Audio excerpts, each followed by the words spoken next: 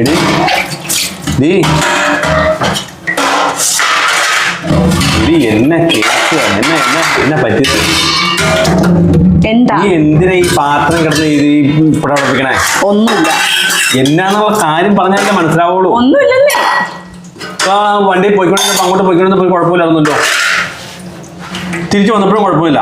പിന്നെ എന്നാ കുഴപ്പം? ഒന്നുമില്ല. എന്നെ കേസെന്ന് പറ. ഒന്നുമില്ല.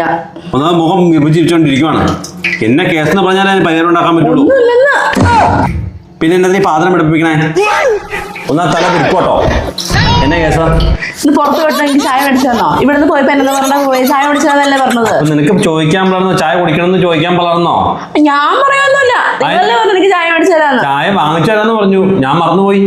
ഞാൻ ആ ചായക്കട ഫ്രണ്ട് വന്നപ്പോ ചായക്കടയിലേക്ക് നോക്കി. ചേട്ടൻ ശ്രദ്ധിച്ചോ? ഇത്രയും വലിയ ഗതികെട്ടവൻ ഈ ലോകത്ത് വേറെ ആരെങ്കിലും ഉണ്ടാവും? പറയാൻ പാടുന്ന ചായ കുടിക്കണം. ഞാൻ പറയാന്നില്ല. അതൊക്കെ നോക്കി കണ്ട് മേടിച്ചിട്ട് ഭർത്താവിന്റെ കടമയാ. അയ്യോ എന്നാ വാ ചായ കുടിക്കാം. എനിക്കൊന്നും വേണ്ട. ഒരു ചായക്ക് വേണ്ടി വീടിന്റെ മനസ്സമാനം മൊത്തം നീ കളയോ? അപ്പൊ ഈ വീട്ടിലെ മനസ്സമാനം കാണാൻ ഞാനല്ലേ? അയ്യോ